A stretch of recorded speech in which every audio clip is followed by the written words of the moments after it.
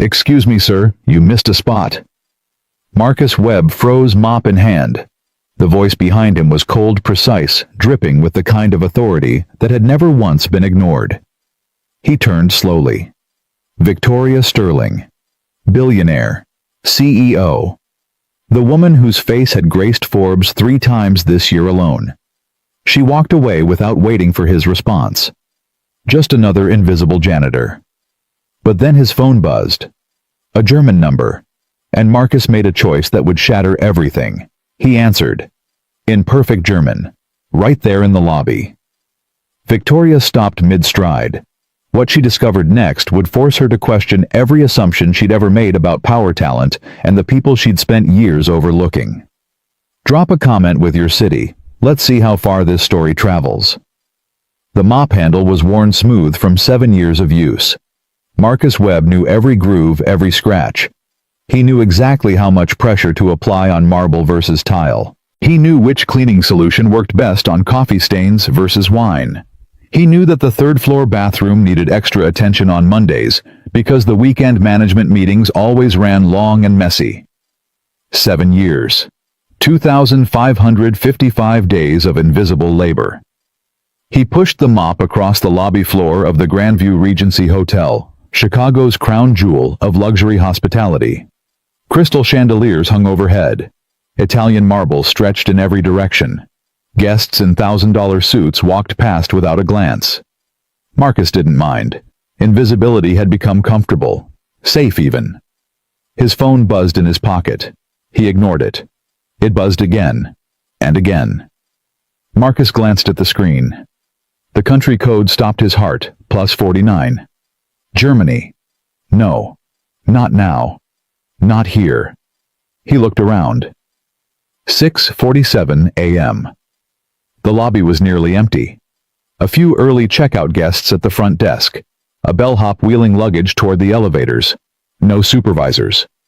The phone kept buzzing. Marcus ducked behind a marble column, pressed the phone to his ear, and whispered, "Ja, hier ist Marcus Webb." The voice on the other end was warm, academic, unmistakably German. "Herr Webb. This is Dr. Klaus Müller from the Berlin Institute of International Relations. I apologize for the early hour, but we've just discovered your research paper on diplomatic linguistics. The one you published in 2016? Marcus straightened involuntarily. His German flowed back like muscle memory, fluid and precise. "Yes, Dr. Müller. I remember that paper well. It was based on fieldwork I conducted in Brussels." "Remarkable work, Herr Webb. Truly remarkable. We're hosting a symposium next spring on cross-cultural negotiation frameworks. Your methodology is exactly what we've been seeking. Would you consider presenting?" Marcus closed his eyes. For 2 minutes he wasn't a janitor. He was Professor Marcus Webb again. The man who had lectured at Georgetown. The man who had consulted for the State Department. The man who had existed before everything fell apart. "I would be honored to discuss the possibility, Dr. Müller. Perhaps we could schedule a call later this week." "Wunderbar. I'll have my assistant send the details. Your German is exceptional, by the way. Better than most native speakers I know." Marcus smiled for the first time in months. "Thank you. I spent 3 years in Munich during my doctoral research." "It shows. Until we speak again, Herr Webb. Auf Wiederhören, Dr. Müller." Marcus lowered the phone. His hands were trembling. And then he felt it. The silence. The lobby had stopped moving. The bellhop stood frozen by the elevator. The front desk clerk's fingers hovered above her keyboard. 2 guests near the entrance had paused mid-conversation. Everyone was staring at him. But there was only one pair of eyes that mattered. Victoria Sterling stood 5 feet away, a leather briefcase in one hand, a paper coffee cup in the other. She wore a charcoal gray suit that probably cost more than Marcus earned in 3 months. Her expression wasn't angry. It wasn't dismissive. It was confused. Like she had just watched a magic trick she couldn't explain. Marcus's throat went dry. He shoved the phone back into his pocket. "Ma'am," he said quietly, reaching for his mop. "I apologize. I know we're not supposed to take personal calls during "You speak German." It wasn't a question. Marcus hesitated. "Yes, ma'am." "Fluently?" "Yes." Victoria tilted her head slightly. Her eyes moved across his face like she was reading a document she didn't understand. "What else?" Marcus blinked. "I'm sorry." "What other languages do you speak?" He paused. 7 years of invisibility told him to deflect, to minimize, to disappear back into the background where janitors belonged. But something in her voice, something that sounded almost like genuine curiosity, made him answer honestly. "French, Mandarin, Italian, Arabic, some Russian and Japanese, though I'm not as fluent in those." Victoria didn't move. Neither did anyone else in the lobby. "How long have you worked here?" she asked. 7 years, ma'am." "Doing what?" Marcus looked down at his mop. "This." A long silence stretched between them. Then Victoria said something that Marcus would replay in his mind for years. "That's interesting." She turned and walked away, heels clicking against the marble, disappearing into the executive elevator without another word. Marcus stood there, heart pounding, wondering if he had just made the biggest mistake of his life. Derek Hansen found him 40 minutes later. The director of operations moved through the hotel like a man who owned it, even though he was just an employee like everyone else. Expensive shoes, tailored suits, a smile that never reached his eyes. He cornered Marcus in the supply closet. "Cross?" Hansen said, leaning against the doorframe. "Interesting morning." Marcus continued organizing cleaning supplies. "Sir, I heard you put on quite a show in the lobby, speaking in tongues or something." "It was German, sir. A professional call." Hansen laughed. It was not a kind sound. "A professional call. From a janitor." He stepped closer. "Let me explain something to you, Marcus. This hotel operates on structure, hierarchy. Everyone in their place. Guests trust us because they know what to expect. They expect bellhops to carry bags. They expect concierges to make reservations. And they expect janitors to mop floors, quietly." Marcus said nothing. "What they don't expect," Hansen continued, "is some maintenance worker performing a one-man show in the middle of the lobby during peak hours. Do you understand how that looks?" "I understand, sir." "Do you?" "Because from where I'm standing it looks like someone who doesn't appreciate his position. Someone who thinks he's better than the job he's paid to do." Marcus finally turned to face him. "I answered a phone call, Mr. Hansen. That's all." Hansen's smile disappeared. "Effective immediately, you're reassigned. Basement restrooms, midnight shift. Consider it a reminder of where you belong."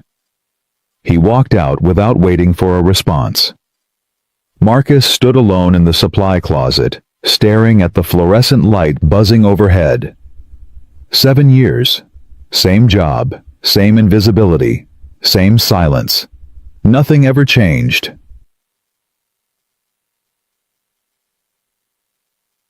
That night, Marcus sat at the kitchen table in his small apartment on the south side. The place was modest, 2 bedrooms, a bathroom with a temperamental shower, a kitchen that smelled permanently of whatever the neighbors were cooking. But it was clean. It was safe. It was home. On the wall behind him hung a frame that seemed to belong in a different universe. Inside, a diploma from Yale, a certificate from the Georgetown School of Foreign Service, and 3 awards from international linguistics conferences. Relics of another life. The bedroom door creaked open. Lily Webb padded into the kitchen barefoot, wearing pajamas covered with cartoon planets.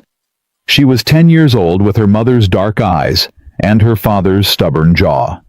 She carried a sketchbook under one arm and a box of crayons under the other. She hadn't spoken in 2 years, not since the accident.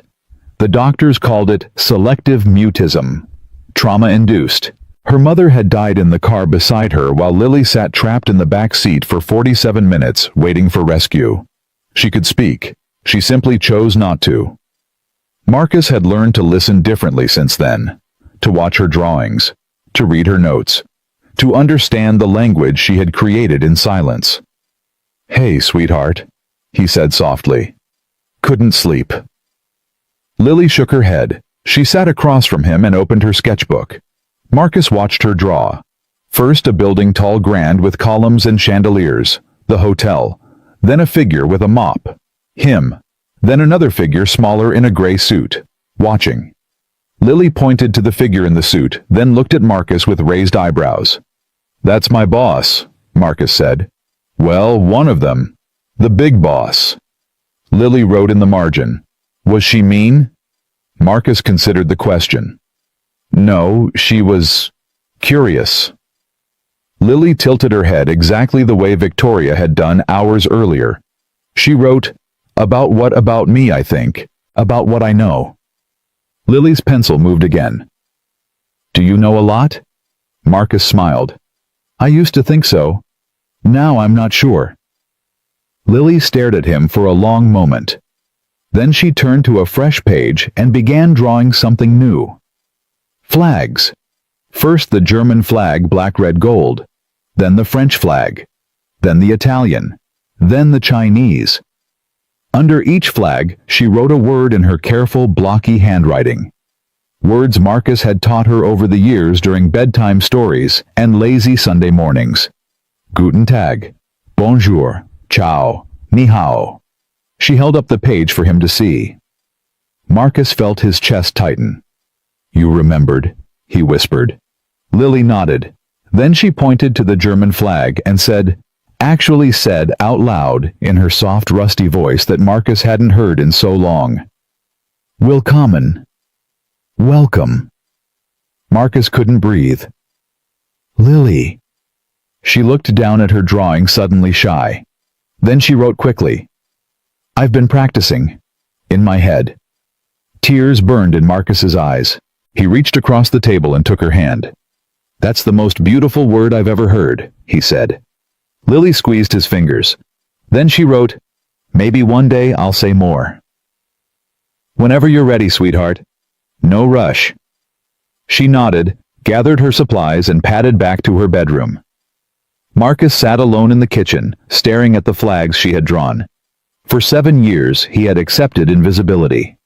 He had told himself that silence was safety, that staying small kept him and Lily protected from a world that had already taken so much.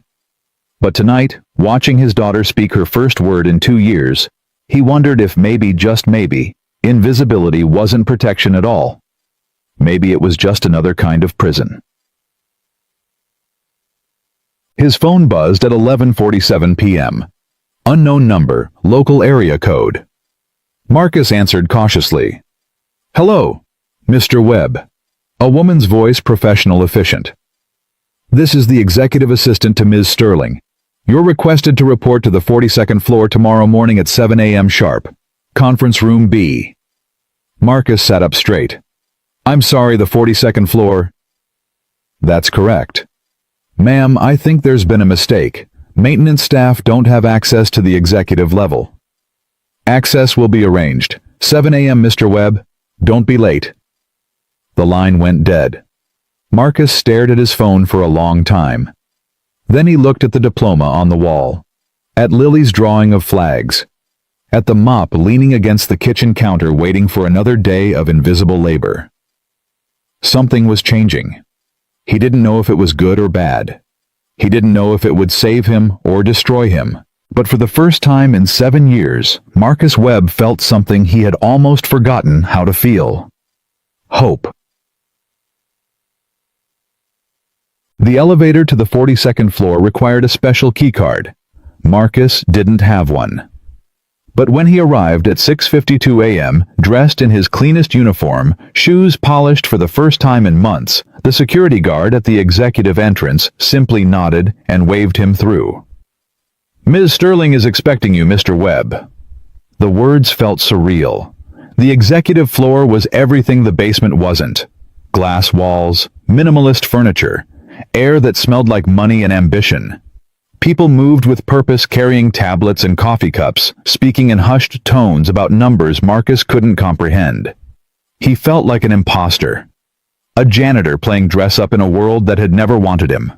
A young woman in a tailored blazer approached. "Mr. Webb, I'm Cassandra, Ms. Sterling's assistant. Please follow me." She led him down a corridor lined with modern art paintings that probably cost more than his annual salary to a door marked Conference Room B. "Ms. Sterling will be with you shortly," Cassandra said. "Can I get you anything, coffee, water?" "Water would be fine, thank you." She disappeared, and Marcus was left alone in a conference room that could seat 30 people. Floor-to-ceiling windows offered a view of the Chicago skyline, the morning sun painting the buildings in shades of gold and amber. He sat in one of the leather chairs and tried to remember how to breathe. 5 minutes passed. 10. The door opened. Victoria Sterling entered without fanfare. No entourage, no assistants, just her, a tablet in one hand, a folder in the other. She sat across from him. "You look nervous," she said. "I am nervous, ma'am." "Why?" Marcus considered lying, deflecting, playing the humble janitor role that had kept him safe for 7 years. Instead, he told the truth. "Because I don't know why I'm here. Because yesterday I was cleaning bathrooms, and today I'm sitting in a conference room that costs more than my apartment. Because nothing in my life makes sense right now, and I don't know if that's good or terrifying." Victoria studied him for a long moment. Then she smiled. It was small, barely there, but it was real.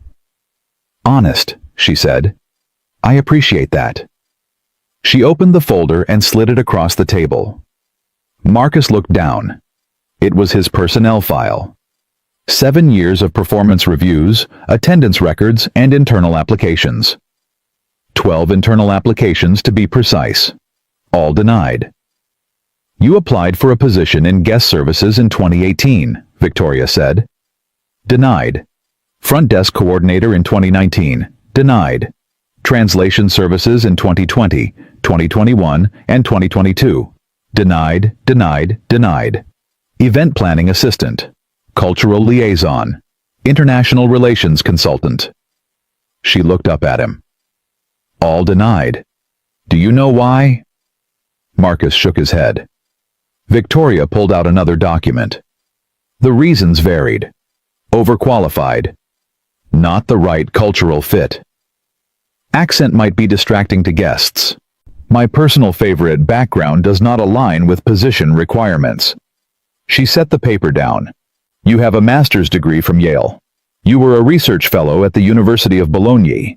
You lectured at Georgetown and consulted for the State Department. You speak 7 languages fluently and 3 more conversationally. You've published academic papers that are still cited in international relations curricula around the world. Her voice hardened. And someone in my organization looked at all of that and decided you should spend 7 years cleaning toilets. Marcus didn't know what to say. I pulled the approval records for your applications, Victoria continued. Every single one was rejected by the same person. Do you know who? No, ma'am. Derek Hansen. The name hit Marcus like a physical blow. Mr. Hansen has been director of operations for 12 years, Victoria said. He's built a system that rewards people who look like him, sound like him, come from the same background as him. He calls it maintaining standards. I call it something else. She leaned forward. I'm offering you a job, Mr. Webb, a real one. Marcus blinked. I'm sorry. The International Trade Summit begins in 72 hours. We're hosting delegations from 6 countries, high-level negotiations, diplomatic sensitivities. And 2 of my lead translators just quit because they received better offers from a competitor. She pushed a document toward him. I need someone who understands language, not just vocabulary and grammar, but tone, context, culture, the things that get lost when people try to communicate across borders. Marcus looked at the document. It was a contract, temporary position, cultural liaison, compensation $6,000 per week. His hands trembled. Ma'am, I haven't worked in this field in 7 years. I've been mopping floors.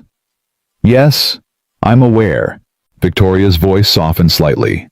But when I watched you speak German in that lobby, I didn't see a janitor. I saw someone who loved language, someone who had forgotten how much he had to offer. She stood up. This isn't charity, Mr. Webb. I don't believe in charity. This is a correction. You've been wasted in this organization for 7 years. I'm simply refusing to waste you any longer. Marcus stared at the contract. Why? He asked quietly. Why do you care? Victoria paused at the door. Because I've spent 20 years building an empire, Mr. Webb. And yesterday, for the first time, I realized I might have built it on top of people I never bothered to see. She opened the door. You have until noon to decide, but I hope you'll say yes. She left. Marcus sat alone in the conference room, contract in hand, the Chicago skyline glittering beyond the windows. Somewhere on the 40th floor below, Derek Hansen was probably reviewing reports, confident in his position, secure in his power. He had no idea what was coming, and neither Marcus realized, did he? Marcus arrived home that afternoon to find Lily at the kitchen table surrounded by books. Not her usual books, picture books and graphic novels. These were different. Language books. German, French, Italian. She looked up when he entered, eyes bright with something he hadn't seen in 2 years. Curiosity. She held up one of the German books and pointed to a phrase, Wie geht es Ihnen? How are you? Marcus translated automatically. The formal version. Lily wrote in her notebook, Teach me more. Marcus sat across from her, his heart full and breaking at the same time. I got a new job today, he said. At least I think I did, a temporary one. Lily raised her eyebrows. It's complicated. Someone important noticed me, asked me to help with something I used to be good at a long time ago. Lily wrote, Are you scared, terrified? She wrote, Good. Mom always said that meant it mattered. Marcus felt tears prick his eyes. Yeah, he whispered. She did say that, didn't she? Lily nodded. Then she pushed the German book toward him and pointed to another phrase. Ich bin bereit. I am ready. Marcus looked at his daughter, this brave, silent, extraordinary girl who had survived horrors no child should face and was somehow still reaching toward the light. You know what? He said. I think I am too.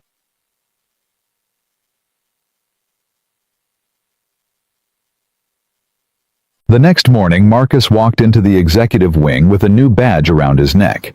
It read, Webb M, Cultural Liaison. He touched it once lightly, like he wasn't sure it was real. A young analyst named Zoe intercepted him in the hallway. Mr. Webb, I'm your support coordinator. Ms. Sterling asked me to bring you up to speed on the summit materials. She led him to a small office that had been hastily prepared, desk, computer stacks of documents in multiple languages. These are the translation packages, Zoe explained. Welcome speeches, negotiation frameworks, cultural briefings, seating arrangements. Everything needs to be reviewed before the delegates arrive. Marcus sat down and began to read. Within 20 minutes, he found the first error. Within an hour, he had found 17. The Mandarin welcome letter contained a phrase that literally translated to, We graciously acknowledge your surrender.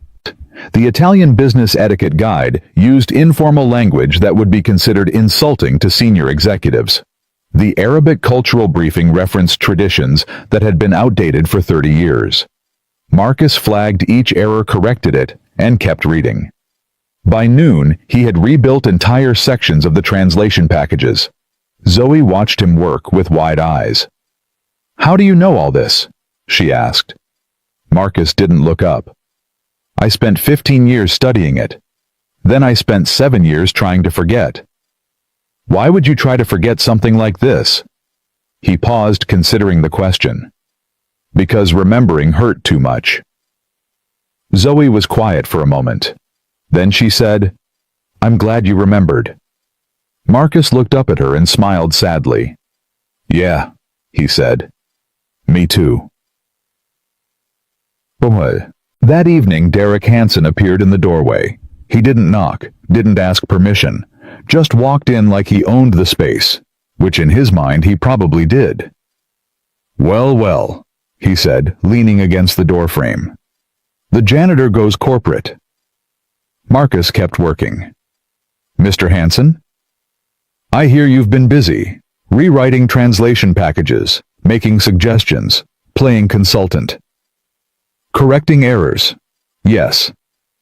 Hansen walked closer, his expensive shoes silent on the carpet. You know what I find interesting, Marcus? You applied to work in translation services 3 times. 3 times you were told you weren't qualified, and now suddenly you're the expert. Marcus finally looked up. I was always qualified, Mr. Hansen. The question was whether anyone would notice. Hansen's smile thinned. Let me give you some advice, he said quietly. This little experiment of Victoria's, it won't last. She gets these ideas, sometimes pet projects, diversity initiatives, feel-good nonsense. They burn bright for a week, maybe 2. Then reality sets in and things go back to normal. He leaned closer. And when they do, you'll be right back where you started. Basement restrooms. Midnight shift. Where you belong. Marcus held his gaze without flinching. Maybe, he said. But maybe not. Hansen straightened. We'll see. He walked out without another word. Marcus sat alone in the silence, Derek Hansen's threat hanging in the air like smoke. But something had changed. Something fundamental. For 7 years, Marcus had accepted the rules, played it safe, stayed invisible. Not anymore. Whatever came next, whatever Hansen threw at him, whatever obstacles appeared, Marcus was done hiding. He picked up his pen and returned to work. The summit was in 48 hours, and he had a feeling that everything was about to change. 48 hours before the summit, Marcus found the first real bomb buried in the translation packages. He had been working since 5 a.m., coffee growing cold beside his keyboard, when he opened the file labeled Strategic Partnership Framework Mandarin Version. His blood ran cold. The phrase that should have read, "We propose mutual cooperation for shared prosperity," had been translated as, "We demand your compliance for our benefit." Marcus read it again, then again. This wasn't a typo. This wasn't a careless mistake from an overworked translator. This was sabotage. He pulled up the revision history. The original translation had been correct, clean, professional, diplomatically appropriate. But someone had accessed the file 3 days ago and changed it. The edit was logged under a generic system account, Apex Global Linguistics. Marcus opened another file. The Korean welcome speech, same pattern. The phrase, "We honor your nation's achievements," had become, "We acknowledge your nation's attempts." Attempts. Not achievements. Attempts. A single word that would insult an entire delegation before they even sat down. He kept digging. The Arabic cultural briefing. The Italian negotiation framework. The French diplomatic protocols. Every document had been corrupted. Subtle changes. Poison hidden in plain sight. Marcus grabbed his phone and dialed Zoe. "I need you in my office, now." She arrived 7 minutes later, breathless. "What's wrong?" Marcus pointed at the screen. "Look at this." Zoe leaned in reading. Her face went pale.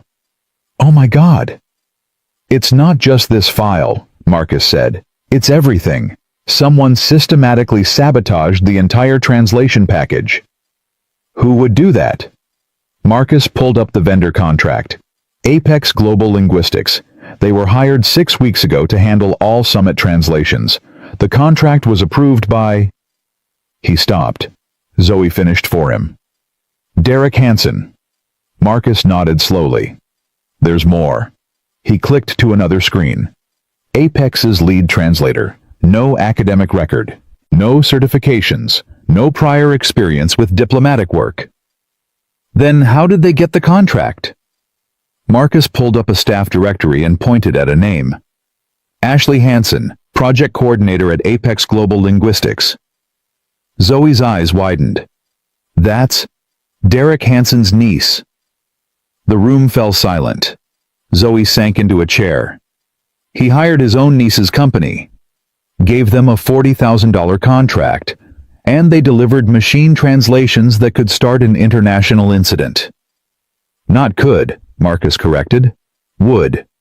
If these documents had reached the delegates, we would have insulted China, Korea, Italy, France, and half the Arab world before the first handshake. We have to tell Ms. Sterling. Marcus was already standing. I know. Victoria's office was on the 43rd floor, one level above the executive suite. Marcus had never been there. Maintenance staff didn't get invited to the top. Cassandra, the assistant, tried to stop him. Mr. Webb, Ms. Sterling is in a meeting. It's urgent. She specifically asked not to be disturbed. Tell her it's about the summit translations. Tell her we have a problem. Cassandra hesitated, then picked up her phone. 30 seconds later, she nodded. Go in. Victoria's office was smaller than Marcus expected. Clean lines, minimal decoration. A desk covered with documents. A window overlooking the city. Victoria stood by that window, phone pressed to her ear. She held up one finger. Wait. Marcus waited. I understand the concerns, Victoria said into the phone. But the timeline is not negotiable. We deliver on schedule, or we don't deliver at all. She paused. Then find someone who can. That's what I pay you for. She hung up and turned to Marcus. This better be important. Marcus handed her the folder he had prepared. Every translation document for the summit has been corrupted, deliberately. The changes would have insulted multiple delegations and potentially destroyed the negotiations before they started. Victoria opened the folder. Her expression didn't change as she read, but her jaw tightened. Who? The vendor. Apex Global Linguistics. They were contracted 6 weeks ago. By whom? Derek Hansen. Victoria looked up sharply.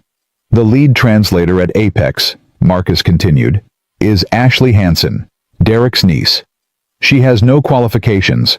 The translations appear to be machine-generated with minimal human review. Victoria set the folder down very slowly. You're telling me my director of operations hired his unqualified niece to handle $40,000 worth of diplomatic translations, and she delivered work that could have caused an international incident? Yes, ma'am. Victoria walked to her desk and pressed an intercom button.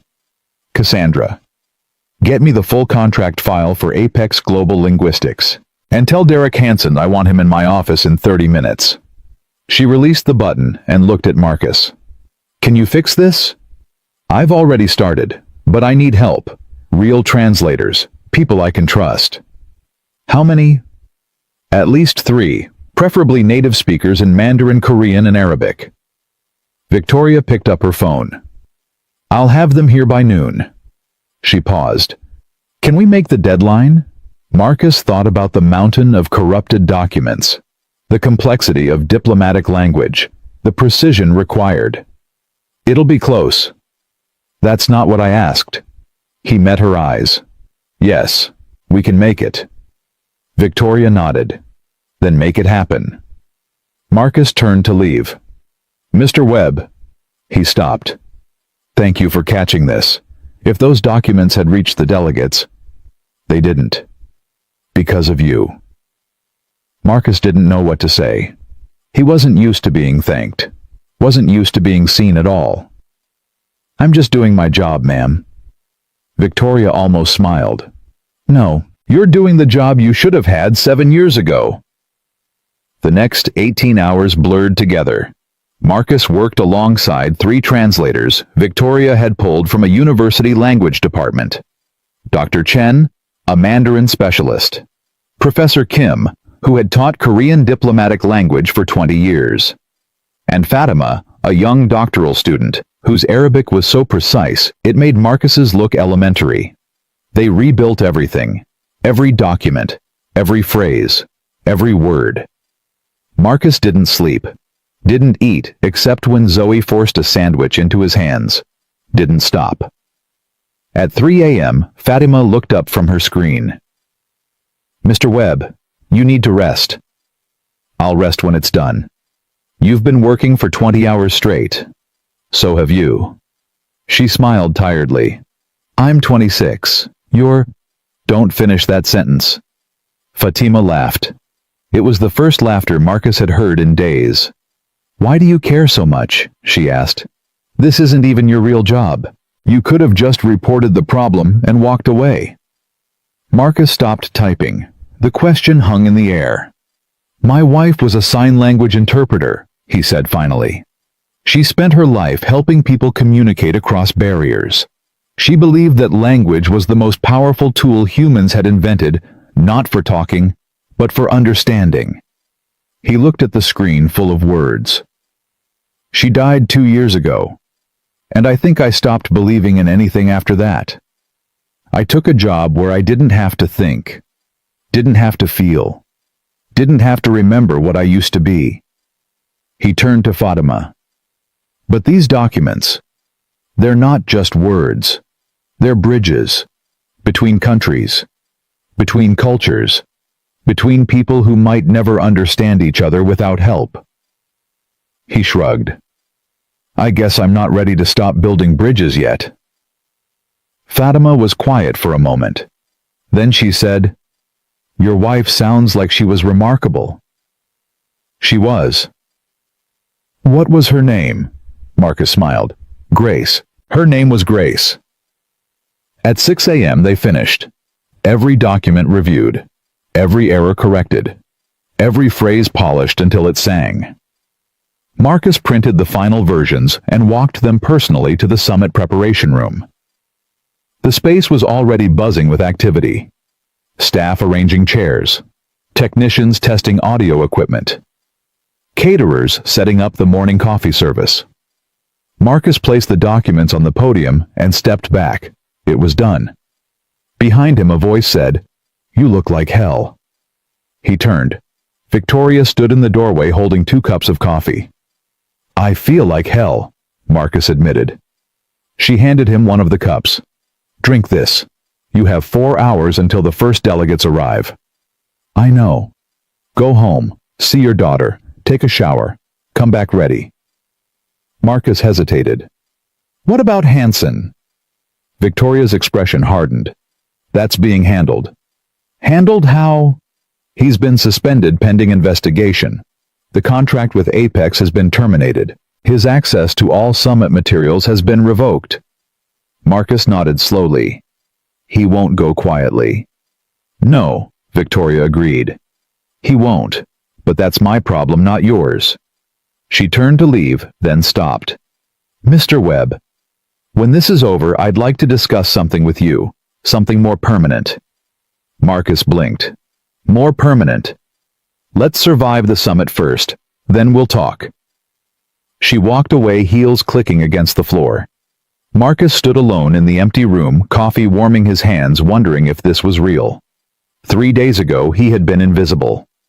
Now he was standing at the center of an international summit, holding documents that could shape relationships between nations. Life, he thought, had a strange sense of humor. Marcus made it home by 7:30 a.m. Lily was already awake, sitting at the kitchen table with her sketchbook. When she saw him, her eyes widened. She held up her notebook. "You look tired." "I am tired, sweetheart. Did you save the world?" Marcus laughed, a real laugh, the first one in, longer than he could remember. "Not quite, but I stopped some people from accidentally starting a fight." Lily nodded seriously, as if this made perfect sense. She wrote, "I made you something." She pushed her sketchbook across the table. Marcus looked down. It was a drawing. A man standing at a podium, flags behind him from a dozen countries. The man was smiling. Around him, people were applauding. At the bottom, in Lily's careful handwriting, "Dad at work." Marcus felt his throat tighten. "Lily," she wrote quickly, "you're not invisible anymore, Daddy. I can see you." Marcus pulled her into a hug, holding her tight. I can see you too, sweetheart. I always could.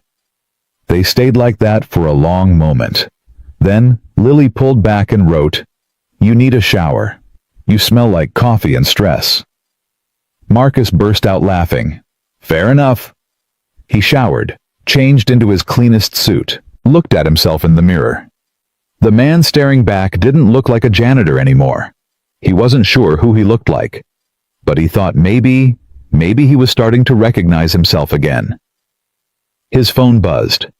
A text from Zoe. "First delegation arrives in 90 minutes. Ms. Sterling wants you in position." Marcus took a deep breath. He walked back to Lily's room. She was drawing again, absorbed in her work.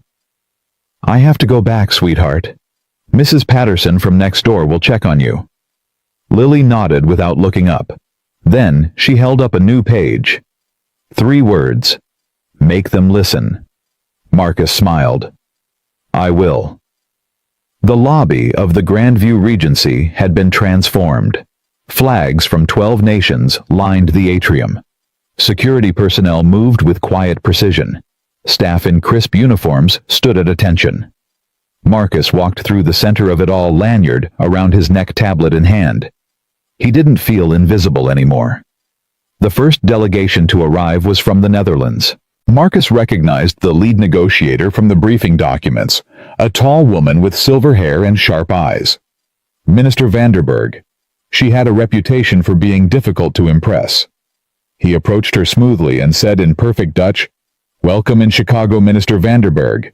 Ik hoop dat uw reis aangenaam was." Welcome to Chicago. I hope your journey was pleasant. The minister stopped mid-stride. Her eyebrows rose. "You speak Dutch?" "I do, Minister. I spent 2 years in Amsterdam studying comparative linguistics." She studied him for a moment. Then, unexpectedly, she smiled.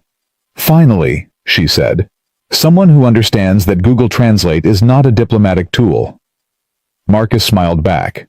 "I couldn't agree more." He escorted her delegation to their designated lounge, answering questions in Dutch the entire way. By the time they reached the room, Minister Vanderberg was laughing at a joke he had made about Amsterdam weather. 1 delegation down, 5 to go. The Chinese delegation arrived next. Then the Koreans. Then the Italians, the French, and finally the representatives from Saudi Arabia. Marcus greeted each one in their native language. He navigated cultural protocols with precision. He smoothed over the small misunderstandings that inevitably arose when powerful people from different worlds tried to communicate. By noon, the summit was officially underway, and Marcus was at the center of it all. He didn't notice Victoria watching him from the mezzanine above. Didn't see her assistant Cassandra lean over and whisper, "He's impressive." Didn't hear Victoria reply, "He's been impressive for 7 years. We just weren't paying attention." The first crisis came at 2:47 p.m. The Korean delegation's lead negotiator, a stern man named Director Park, stormed out of a preliminary meeting and demanded to see whoever was responsible for the insulting seating arrangement. Marcus intercepted him in the hallway. "Director Park," he said in Korean, "I understand there's a problem." Park's eyes narrowed. "You speak Korean?" "I do. Please tell me what's wrong."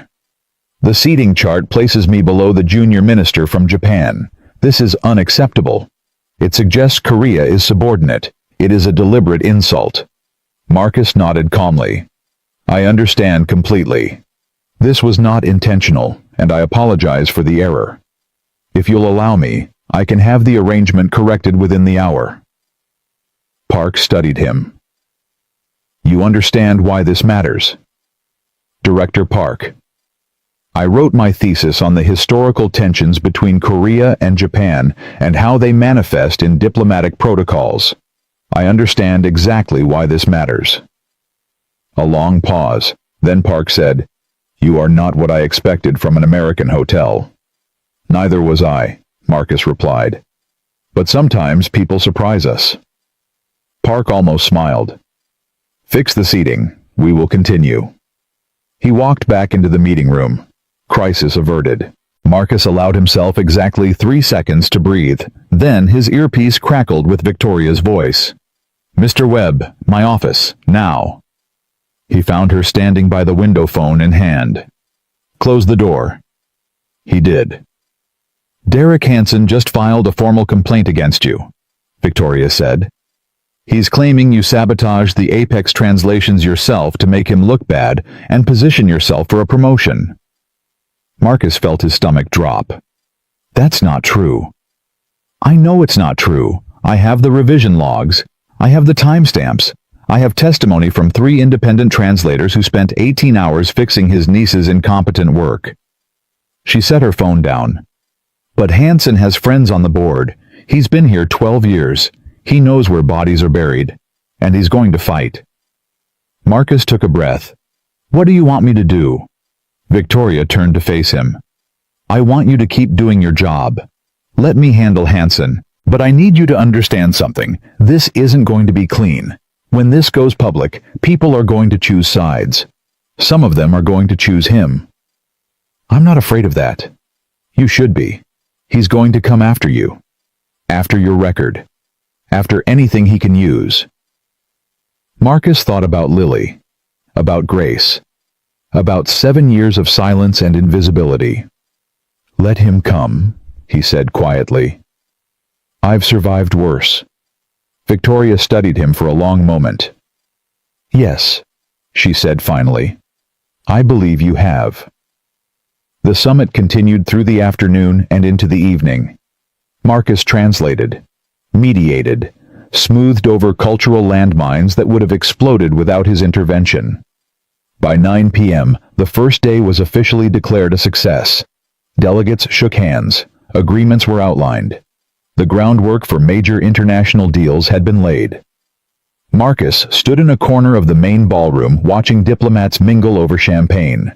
A voice beside him said, "You know I've been to dozens of these things. Never seen one go this smoothly on day one." He turned. A middle-aged man in an expensive suit, silver hair, warm eyes. "I'm sorry, I don't think we've met." The man extended his hand. "Senator William Chen, California. I'm here representing the Commerce Committee." Marcus shook his hand. "Marcus Webb, Cultural Liaison." "I know who you are, Mr. Webb. Minister Vanderberg spent 10 minutes telling me about the man who greeted her in perfect Dutch." He smiled. "She was very impressed. She's not easily impressed." "I was just doing my job, Senator." "Were you? Because from what I understand, 3 days ago your job was something quite different." Marcus didn't respond. Senator Chen leaned closer. "Let me give you some advice, Mr. Webb. In my experience, the people who say, 'I was just doing my job,' are usually the ones who were doing much more than that." He patted Marcus on the shoulder. "Don't sell yourself short. The world needs more people who care about getting things right."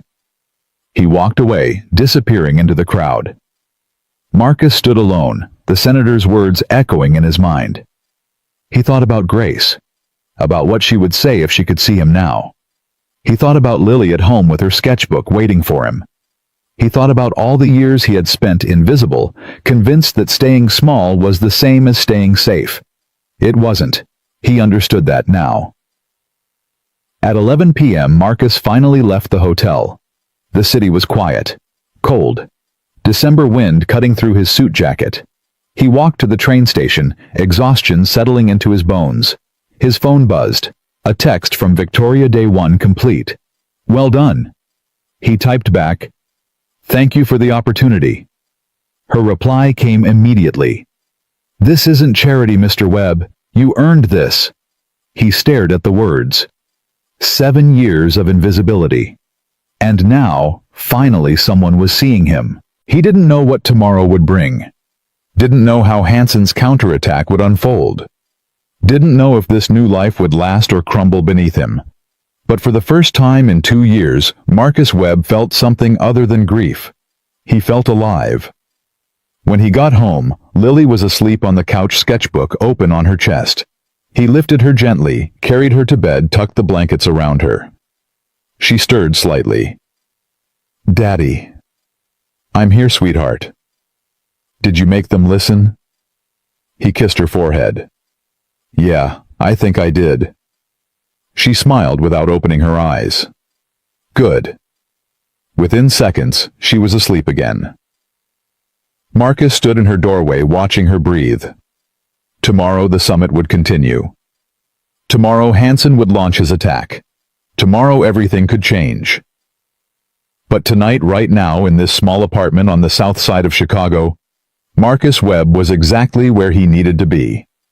He was home, and he was no longer invisible. The second morning of the summit began with applause. Marcus walked into the main conference room to find Minister Vanderberg standing at the podium, addressing the assembled delegates. I want to acknowledge, she said, the exceptional work of the cultural liaison team at this summit. For the first time in my 20 years of international diplomacy, I have felt genuinely understood, not just translated. She looked directly at Marcus. Mr. Webb, wherever you are, please stand. Marcus froze. Every head in the room turned toward him. He stood slowly, heart pounding. The applause grew louder. Director Park from Korea nodded approvingly. The Italian delegation's lead negotiator raised his coffee cup in salute. Even the typically reserved Saudi representatives joined in. Marcus didn't know what to do with his hands, didn't know where to look. Victoria caught his eye from across the room. She wasn't smiling exactly, but there was something in her expression that looked almost like pride. The moment passed. The applause faded. Business resumed. But something had shifted. Marcus wasn't invisible anymore, and everyone in that room knew it. The attack came 2 hours later. Marcus was reviewing afternoon session notes when his tablet buzzed with an urgent notification. An email had been sent to the entire executive team, CC'd to the board of directors. Subject concerns. Regarding unauthorized personnel access summit security breach. He opened it. The sender was Derek Hansen. To the board and executive leadership. It has come to my attention that a member of the maintenance staff has been granted unprecedented access to sensitive summit materials without proper vetting or authorization. Marcus Webb, currently employed as a janitor, was elevated to a liaison position without following established HR protocols, background verification procedures, or security clearance requirements. Furthermore, I have reason to believe Mr. Webb may have deliberately sabotaged translation materials provided by our contracted vendor Apex Global Linguistics in order to position himself as indispensable and secure a promotion through manufactured crisis. I am requesting an immediate investigation and the suspension of Mr. Webb pending review. This organization has protocols for a reason. We cannot allow personal favoritism to compromise our standards or our security. Derek Hansen, Director of Operations. Marcus read it twice. Then he read it a third time. His hands were steady, but his chest felt tight. He had known this was coming.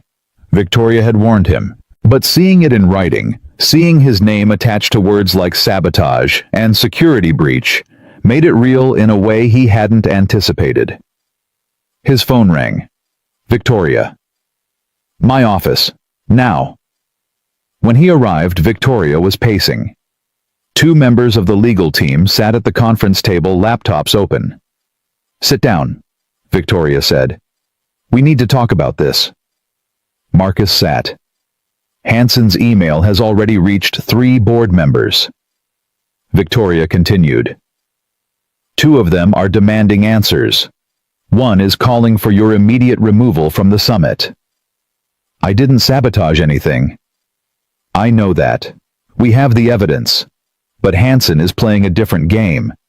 He's not trying to prove you're guilty. He's trying to create enough doubt that the board forces my hand. One of the lawyers spoke up. Ms. Sterling, if I may, the situation is complicated. Mr. Webb was promoted outside normal channels. There's no documentation of a formal interview process, no HR approval on file, no security clearance verification. Because there wasn't time, Victoria snapped.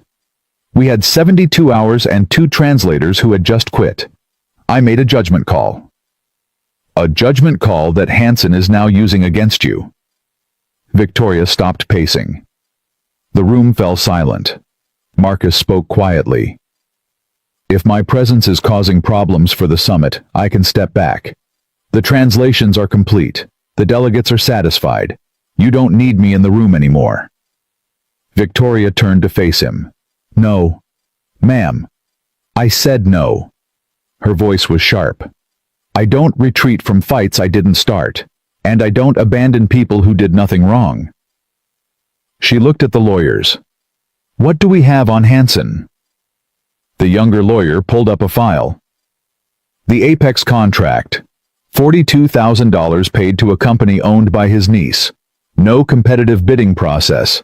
No verification of credentials.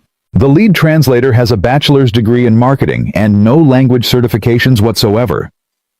Can we prove he knew the translations were inadequate? We have emails.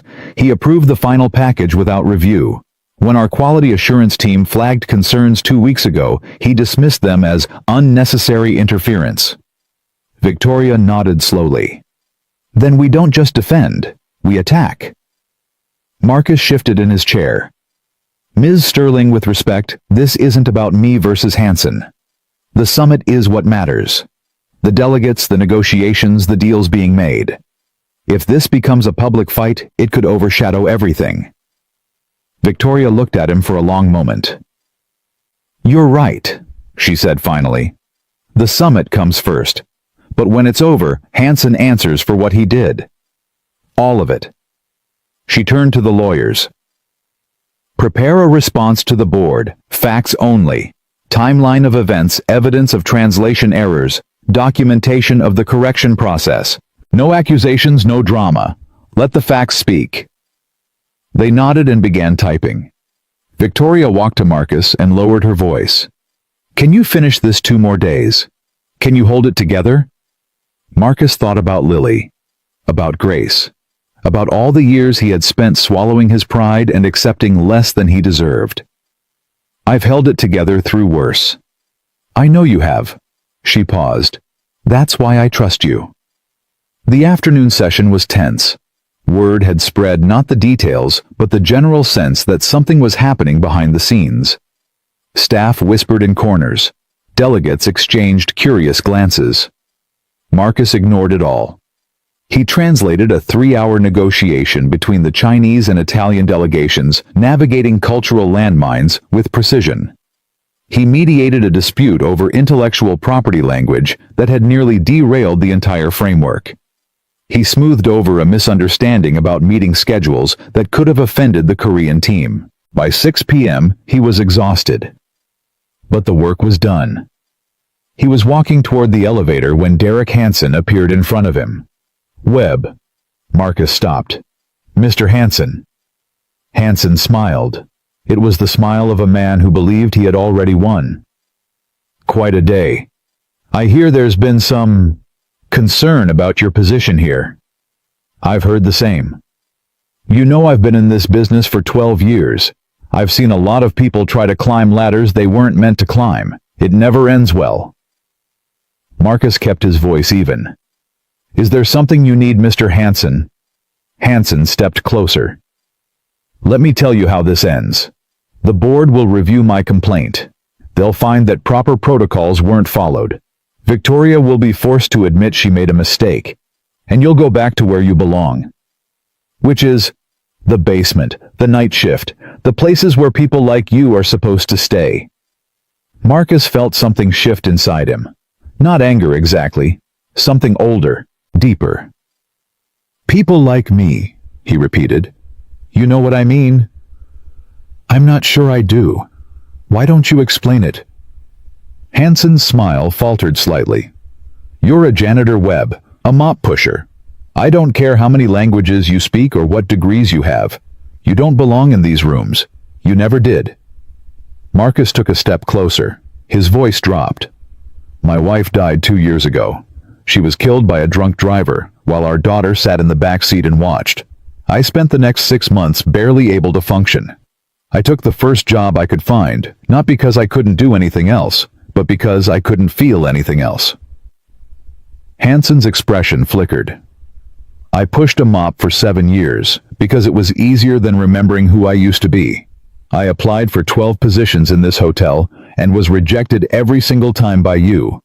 Not because I wasn't qualified, but because you looked at my name, my face, my background, and decided I didn't fit.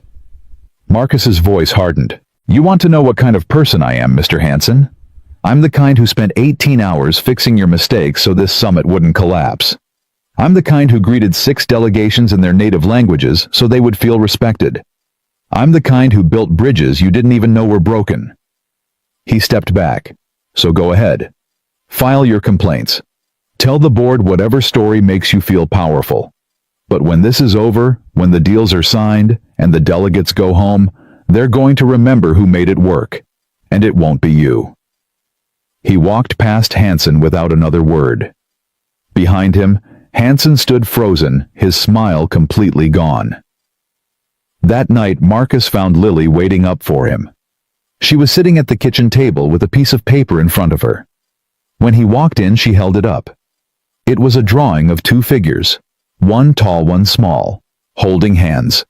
Under the drawing she had written, "You and me against the world." Marcus felt his throat tighten. "Where did you hear that phrase, sweetheart?" Lily pointed to a photo on the wall. Grace's photo. She wrote Mom used to say it. Marcus sat down heavily. "Yeah, she did." Lily studied his face. Then she wrote, "Bad day, complicated day." "Are they being mean to you?" Marcus hesitated. He didn't want to burden her with adult problems, but Lily had always been perceptive. Even before she stopped talking, she had understood things that other children missed. "Someone is trying to make trouble for me, trying to make me look bad." Why? Because he's scared. Because I'm doing something he didn't think I could do. Because sometimes people try to tear others down instead of building themselves up. Lily thought about this. Then she wrote, "What are you going to do? Keep working. Keep doing my job. Let the truth speak for itself." Lily nodded slowly. Then she added, "Mom would be proud of you." Marcus couldn't speak for a moment. "Thank you, sweetheart." She stood up, walked around the table and hugged him. Her arms were small, but her grip was fierce. They stayed like that for a long time. The third day of the summit began with an emergency. Marcus arrived at 6 a.m. to find Victoria in the main conference room, phone pressed to her ear, expression thunderous. "What do you mean the files are corrupted?" she said. "The closing ceremony presentation was finalized yesterday." Marcus's blood went cold. Victoria listened for another moment, then hung up. "Someone accessed the system overnight," she said. "The closing ceremony presentation, the one with all the translated speeches and cultural acknowledgments, has been corrupted. Half the slides are missing. The rest are filled with gibberish." "When?" "Sometime between midnight and 4 a.m. It is trying to restore from backup, but the backup was corrupted too." Marcus's mind raced. "The closing ceremony is in 8 hours." "I know. Do we have hard copies of the speeches?" "Some. Not all." "What about the original translation files, the ones I worked on?" Victoria paused. "Those should be on your tablet." Marcus pulled out his device and opened the folder. The files were there, intact, uncorrupted. "I have everything. Every speech, every acknowledgement, every cultural reference." Victoria exhaled. "Can you rebuild the presentation?" "It'll take hours." "We have 8. Marcus looked at the clock, looked at his tablet, looked at Victoria. "I'll need help." "You'll have it." She turned and began making calls. Within an hour, Marcus had assembled a team. Zoe from HR, 2 IT specialists, Fatima, the Arabic translator, who had worked with him on the original corrections. They commandeered a conference room and got to work. Marcus coordinated, assigned tasks, checked and double-checked every slide, every word, every cultural nuance. At 10 a.m., Victoria appeared in the doorway.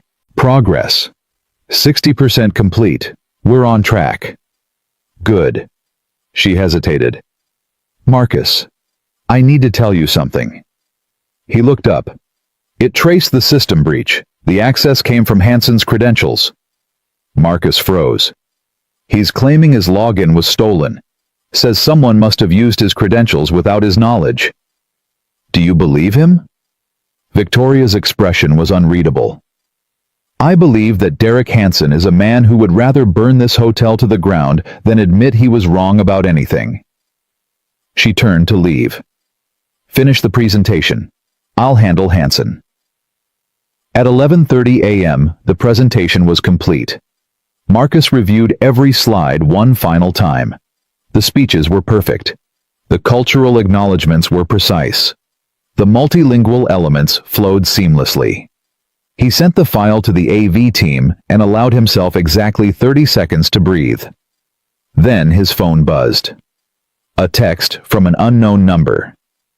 You think you've won? This isn't over. Marcus stared at the message.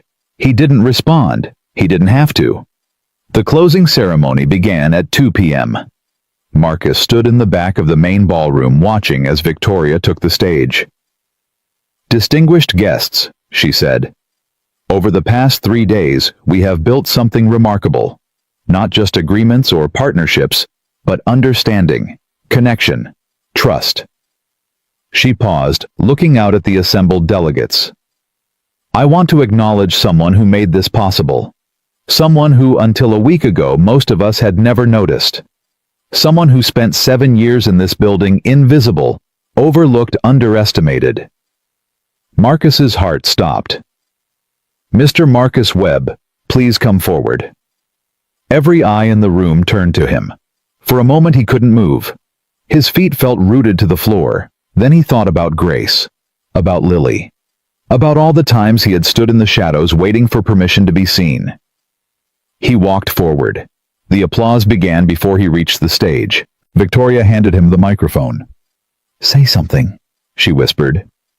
Marcus looked out at the crowd. Ministers, CEOs, diplomats, journalists. He thought about everything he had wanted to say for 7 years. And then he spoke. 3 days ago, I cleaned the floors of this hotel. I pushed a mop and emptied trash cans and tried not to be noticed. I told myself that was enough. That staying invisible was the same as staying safe. He paused. I was wrong. The room was silent. There are people in every organization, maybe in this room right now, who have been told they don't belong. Who have applied for opportunities and been rejected for reasons that had nothing to do with their abilities.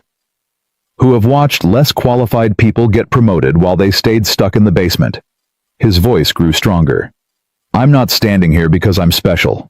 I'm standing here because someone finally looked at me and saw what I could do instead of what I looked like. Someone took a chance on a janitor who spoke German in a hotel lobby. He looked at Victoria. That's not charity. That's recognition. And it shouldn't be rare. He turned back to the crowd. Every country represented here has people like me. People with talents that never get seen. Ideas that never get heard. Potential that never gets realized. The question isn't whether those people exist. The question is whether we're willing to look for them. He stepped back from the microphone. For a moment, nothing happened. Then Director Park from Korea stood up and began to applaud. Minister Vanderberg followed. Then the Italian delegation, the French, the Chinese, the Saudis. Within seconds, the entire room was on its feet. Marcus stood on that stage, surrounded by applause, and felt something he hadn't felt in 2 years. Whole. After the ceremony, as delegates mingled and said their goodbyes, Victoria found Marcus standing alone by the window. That was unexpected, she said. Which part? All of it. She paused. You didn't have to say those things. Yes, I did. Victoria was quiet for a moment. Hansen resigned an hour ago, before I could fire him. He's claiming personal reasons, but we both know the truth. Marcus nodded slowly. What happens now? Now, the summit ends. The delegates go home. Deals get finalized. She turned to face him. And you and I have a conversation about your future. My future? I didn't promote you just for 3 days, Marcus. I promoted you because you deserved to be promoted 7 years ago. The question is, what comes next? Marcus looked out the window at the Chicago skyline. I don't know, he admitted. A week ago, I knew exactly what my life was. Mop floors, go home, survive. Now everything is different, and I don't know how to feel about that. Victoria stood beside him. When I was 23, she said, I was a secretary at a real estate firm. I had ideas, ambitions, plans. But no one listened. They saw a young woman making copies and answering phones, and that was all they could see. She paused. It took me 15 years to build what I have, 15 years of fighting for every inch. And somewhere along the way, I forgot what it felt like to be invisible. I forgot to look for the people still stuck where I started. She turned to Marcus. You reminded me. And I'm grateful. Marcus didn't know what to say, so he said the only thing that felt true. Thank you for seeing me. Victoria smiled a real smile, warm and unguarded. Thank you for being worth seeing. That night, Marcus went home to Lily. She was waiting at the door when he arrived, sketchbook in hand. She held up a drawing. It showed a man standing at a podium, lights shining down on him, a crowd of people applauding. Under the drawing she had written, I watched on the computer. Mrs. Patterson helped me find it. Marcus knelt down to her level. What did you think? Lily smiled. Then she spoke out loud, clear as a bell. I thought you were brave. Marcus pulled her into his arms and held her tight. I learned it from you, he whispered. They stayed like that for a long time. Father and daughter, two survivors who had finally found their way back to each other. Outside, the city hummed with life. Inside, everything was quiet. And for the first time in 2 years, Marcus Webb felt like he was exactly where he was supposed to be. 3 weeks after the summit ended, Marcus found himself standing in a room he never thought he would enter. Victoria's private office on the 43rd floor. Not the conference room where they had met before, her actual office. The space where she made decisions that affected thousands of lives. She sat behind her desk, a folder open in front of her. Close the door, she said. Marcus did. Sit. He sat. Victoria pushed the folder across the desk. This is a formal offer. Global Director of Cultural Strategy. You would report directly to me. Salary is $240,000 per year plus benefits, plus performance bonuses. Marcus stared at the folder without opening it. I know what you're thinking, Victoria continued. It's too fast. Too much. You went from janitor to executive in less than a month, and part of you thinks it can't be real. She leaned forward. But here's what I need you to understand, Marcus. This isn't charity. This isn't guilt. This is recognition of what you're worth, what you've always been worth. The only thing that's changed is that now I'm paying attention. Marcus opened the folder slowly. The contract was 12 pages long. His eyes caught fragments: health insurance, retirement plan, relocation allowance, signing bonus. Numbers that would have seemed impossible a month ago. There's something else, Victoria said. I'm launching a new initiative. Internal talent discovery. We're going to audit every department, every position, every application that was rejected in the last 10 years. We're going to find the people we missed, the ones who got buried because someone decided they didn't fit. She paused. I want you to lead it. Marcus looked up. Me. Who better? You know what it feels like to be overlooked. You know what questions to ask, what patterns to look for, what excuses people use to keep talented people down. That's a massive undertaking. Yes, it is. Victoria held his gaze. That's why I need someone who actually cares about getting it right. Marcus was quiet for a long moment. Can I think about it?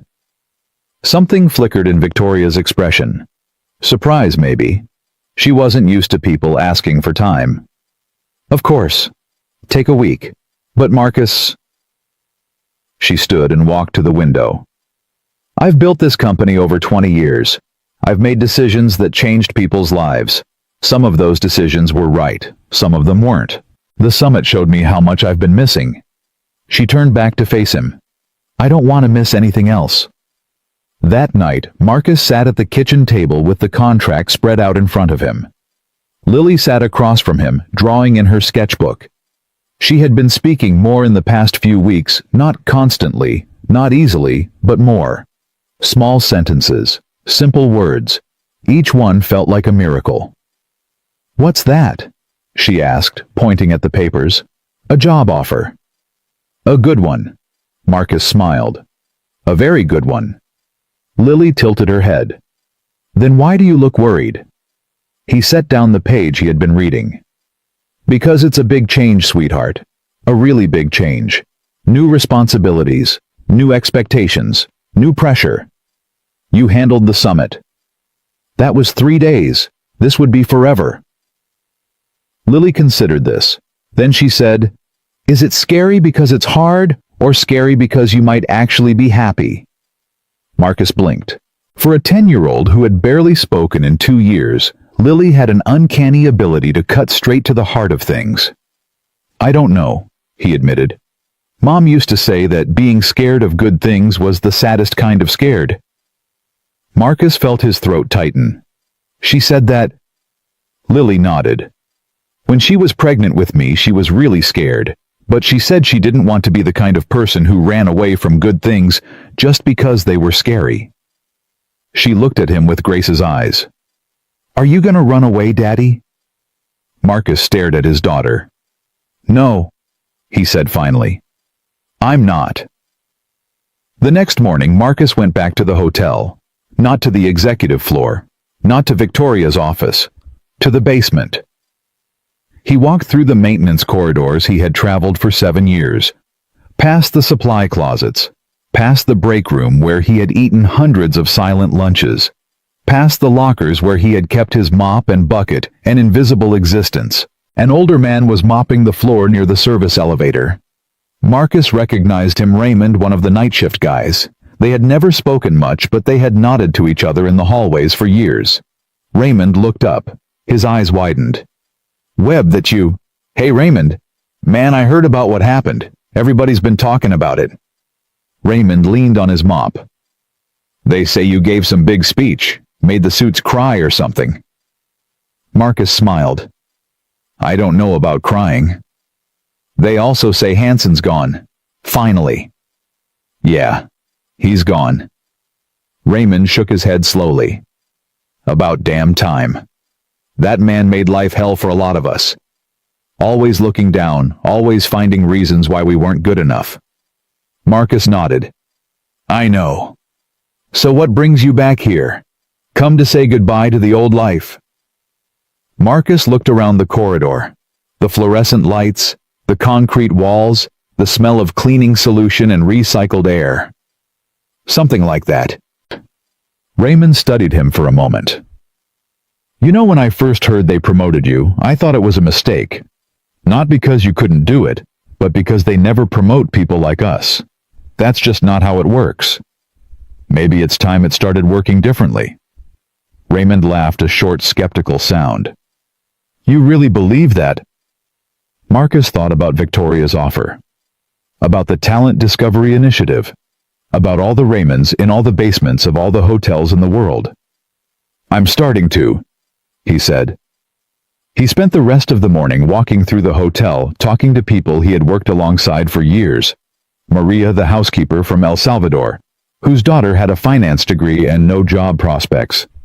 She cried when Marcus told her about the new initiative, then immediately apologized for crying. Don't apologize, Marcus said. Your daughter deserves a chance. She's going to get one. Jamal, the line cook, who had been submitting improvement suggestions for 12 years and never received a single response. He pulled out a folder thick with ideas, everything from workflow efficiency to menu innovations. I kept them all, Jamal said. Figured someone would listen eventually. Someone's listening now, Marcus said. Thomas the bellhop from Haiti, who spoke 5 languages and had been passed over for the concierge position 6 times. He shook Marcus's hand so hard it hurt. "You really think things can change?" Thomas asked. "I think we can make them change." By noon, Marcus had collected 17 names, 17 people with skills, ideas, potential. 17 hidden voices waiting to be heard. He went back to Victoria's office. She looked up when he entered. "You're back early. I thought you wanted a week." Marcus set the contract on her desk, signed. "I don't need a week." Victoria picked up the contract, examined his signature, then looked at him. "What changed your mind?" "I went back to the basement this morning, talked to the people I used to work with, and I realized something. This job, it's not really about me. It's about them, the Mariahs and Jamals and Thomases who are still invisible. If I can do something about that, I don't have the right to say no."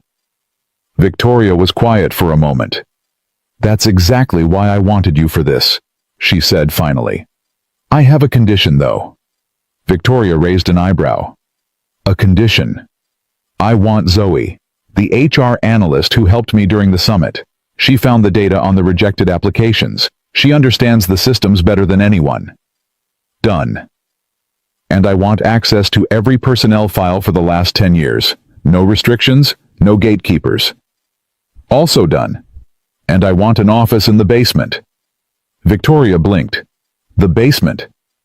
If I'm going to find the people who've been overlooked, I need to be where they are, not on the 43rd floor, down in the places where the real work happens." Victoria stared at him for a long moment. Then she smiled. "You're going to be very good at this, aren't you?" "I'm going to try." 2 weeks later, Marcus held the first meeting of the Hidden Voices Initiative. The conference room was packed, not with executives, with housekeepers, cooks, maintenance workers, security guards, people who had never been invited to a meeting in their lives. Marcus stood at the front of the room. "Thank you for coming," he said. "I know this is unusual. Most of you have never been in this room before. Some of you have been told you don't belong in rooms like this." He paused. "I'm here to tell you that was a lie." The room was silent. "I spent 7 years pushing a mop in this hotel, 7 years being invisible, 7 years watching opportunities go to people who weren't more qualified, just more connected, more expected, more acceptable." He looked around at the faces watching him. "How many of you have applied for positions in this hotel and been rejected?" Slowly hands went up. 1, 5, 12, 20. Nearly everyone in the room. "How many of you were told you were overqualified?" More hands. "How many were told you weren't the right cultural fit?" Even more. Marcus nodded. "That ends now. This initiative exists to find people like us, people with skills and ideas that have been ignored. We're going to review every rejected application from the last decade. We're going to create pathways for advancement that don't depend on knowing the right people. We're going to build a system that actually sees talent instead of just credentials." A woman in the back raised her hand. Marcus recognized her, Elena, from the laundry department. "Mr. Webb, how do we know this is real? How do we know it won't just be another program that gets announced and then forgotten?" It was a fair question. Marcus had asked himself the same thing. "You don't," he said honestly. "You have no reason to trust me except that I was one of you 3 weeks ago. But here's what I can promise: I'm not going to forget where I came from. I'm not going to stop fighting for the people still stuck in the basement. And if this initiative fails, it won't be because I didn't try." Elena studied him for a long moment. "Okay," she said finally. "I'll give it a chance. That's all I'm asking." After the meeting, Zoe caught up with Marcus in the hallway. "That was impressive," she said. "You had them eating out of your hand." "I wasn't trying to impress anyone. I was telling the truth." "Same thing sometimes." She handed him a tablet. "I finished the preliminary audit. You're not going to like what I found." Marcus looked at the screen. Charts. Graphs. Statistics. 147 qualified applicants rejected in the last 3 years, Zoe said. Of those, 93 had education levels higher than the people who got the jobs. 68 were rejected for reasons that weren't documented at all, just marked not selected. And here's the really ugly part. She pointed to a chart. Applicants with non-Western names were rejected at 3 times the rate of applicants with Western names, even when their qualifications were identical. Marcus stared at the data. Can we prove that was intentional? Not directly, but we can prove it was systemic. The patterns are too consistent to be coincidence. Marcus thought about Hansen, about 12 years of gatekeeping, about all the talented people who had been turned away because they didn't look right, sound right, come from the right background. This goes to Victoria, he said, today. Victoria's reaction was exactly what Marcus expected. She read the report in silence. Her expression didn't change, but her knuckles whitened around the edges of the tablet. This happened under my watch, she said finally. 12 years of this, and I didn't see it. You weren't looking for it. That's not an excuse. No, but it's the truth. Victoria set down the tablet. What do you recommend? First, we identify every person who was wrongly rejected. We reach out to them. We offer them a chance to reapply with a fair review process. That's going to be expensive, time-consuming. It's also the right thing to do. Victoria nodded slowly. What else? We change the hiring process. Blind reviews for initial applications, no names, no photos, no information that could trigger bias. We require documented reasons for every rejection. We audit outcomes quarterly to catch patterns before they become systemic. The department heads won't like that. Then they can find jobs somewhere else. Victoria looked at him sharply. I mean it, Marcus said. If people can't handle fair competition, they don't deserve positions of power. The whole point of this initiative is to change the culture, not just patch over the symptoms. Victoria was quiet for a long moment. You've changed, she said. Have I? 3 weeks ago you would have apologized for being so direct. You would have softened it, hedged, made it easier to swallow. Marcus considered this. 3 weeks ago, I was still afraid of taking up space. I'm not anymore. Victoria smiled a real smile, rare and unguarded. Good. Fear makes people small. You were never meant to be small. That weekend, Marcus took Lily to the hotel for the first time. He had told her about the job, about the initiative, about all the changes that were happening, but he wanted her to see it for herself. They walked through the lobby together, hand in hand. This is where you work now, Lily asked. This is where I work now. It's big. It is. Do you like it? Marcus thought about the question. I like what we're building, he said. I like that we're trying to make things better. I like that people are starting to believe things can change. Lily squeezed his hand. They took the elevator to the basement level, Marcus's new office carved out of a storage room that had been collecting dust for years. It wasn't fancy. A desk, some chairs, a whiteboard covered with names and notes. But on the wall, Marcus had hung something special. His diploma from Yale, his certificates from the linguistics conferences, and a new frame containing Lily's drawing, the one she had made during the summit, showing a man at a podium with flags behind him. Lily stared at the drawing. You kept it? Of course I kept it. Why? Marcus knelt down to her level. Because this is where it started. You made this drawing, and I looked at it, and I remembered that I used to be someone, that I still could be someone. Lily's eyes were bright. You were always someone, Daddy. You just forgot. Marcus pulled her into a hug. I know, he whispered.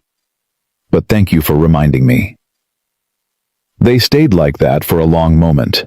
Then Lily pulled back and said, Can I see the rest of the hotel? Marcus smiled. Absolutely. They spent the afternoon exploring. Marcus introduced Lily to the people he had been working with, Maria, Jamal, Thomas, Elena.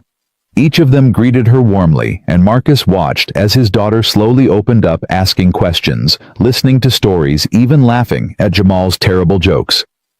By the time they reached the rooftop garden, the sun was setting. Marcus and Lily sat on a bench watching the sky turn orange and pink. "Daddy?" "Yeah, sweetheart.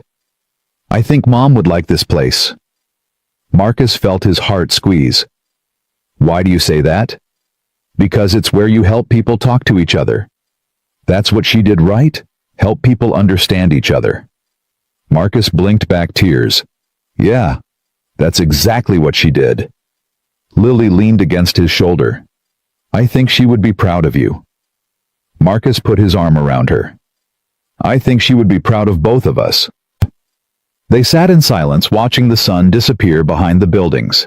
And for the first time in a very long time, Marcus felt like Grace was with them. Not as a memory, not as a loss, but as a presence, warm and gentle and proud. He had spent 2 years running from grief. Now finally, he was learning to carry it with him. Not as a weight, as a gift. Monday morning brought new challenges. A senior director named Patricia Coleman requested a meeting with Marcus. She had been with the company for 15 years and had never once acknowledged his existence during his janitorial days. Now she wanted to talk.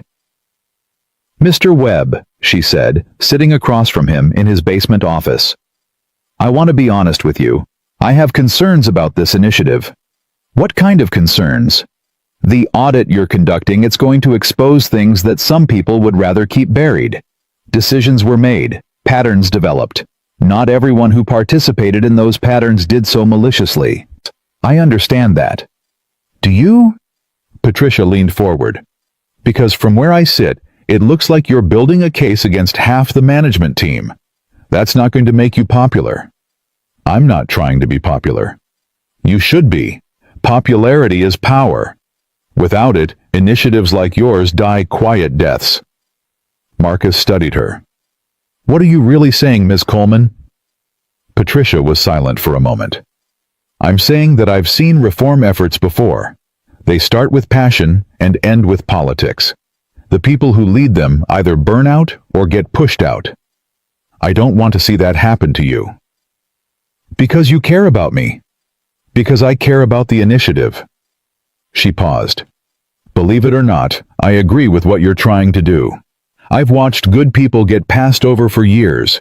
I've seen the system protect mediocrity while burying excellence. But I've also seen what happens when reformers move too fast, make too many enemies, forget that change requires allies as well as conviction."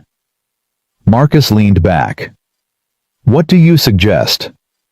"Build coalitions. Find the people in management who want things to change and bring them inside the tent. Don't make this you versus everyone else. Make it us versus the old way." Marcus considered her words. "And what about the people who don't want things to change?" Patricia smiled grimly. "Them you isolate. You document their resistance. You let their own actions condemn them. But you don't make them martyrs by attacking them directly." "That sounds like politics."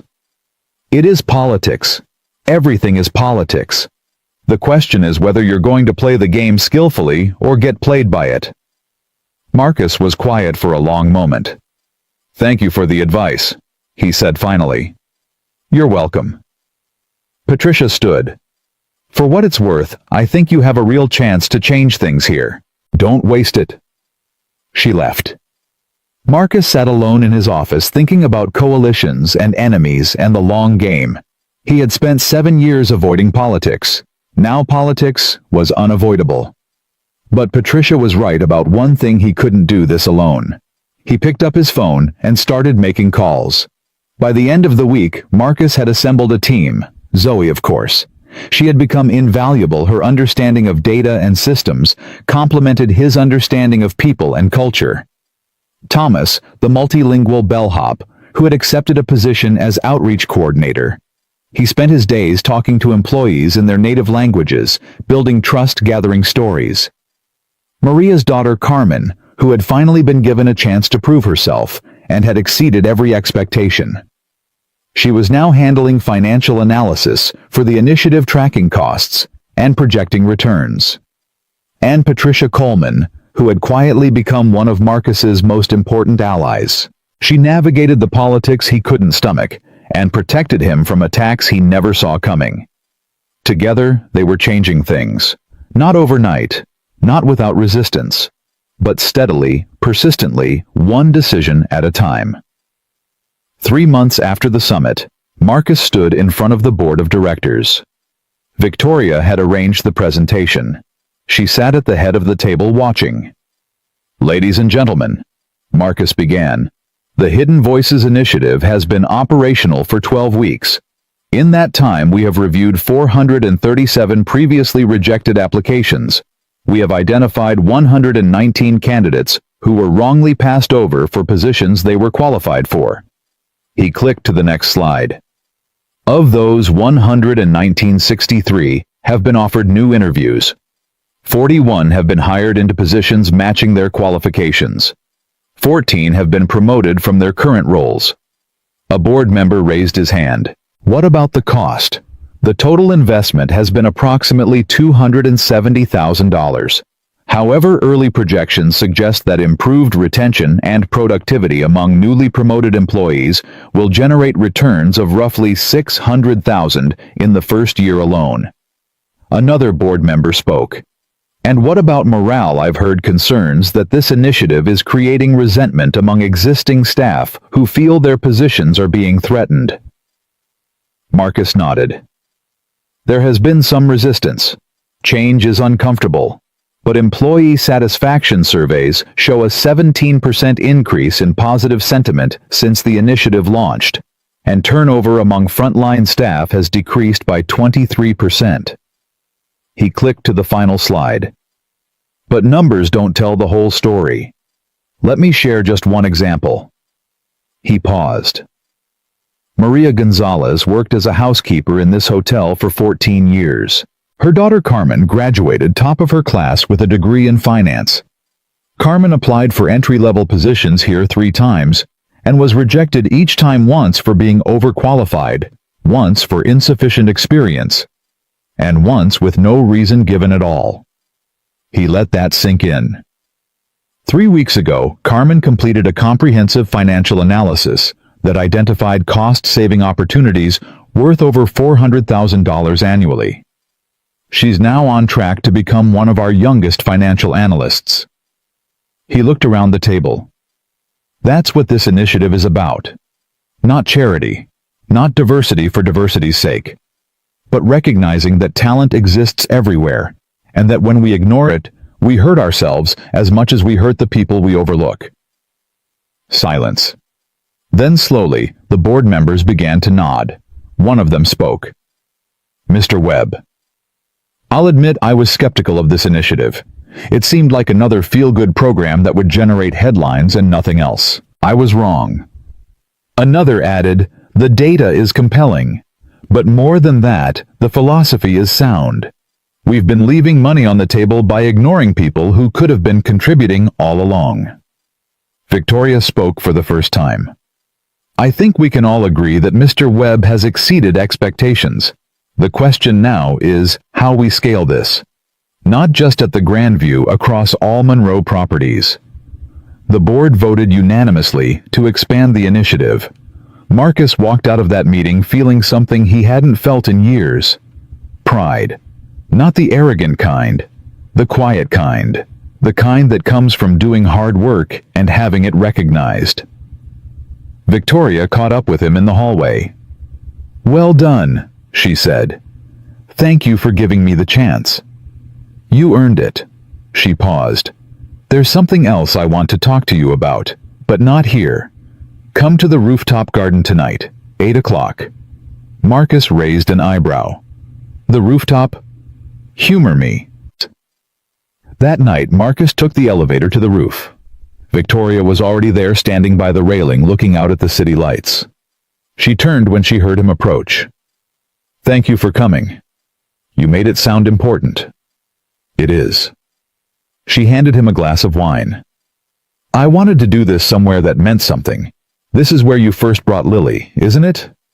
Marcus nodded. How did you know? I pay attention. She smiled. More than I used to anyway. They stood in silence for a moment, watching the city breathe.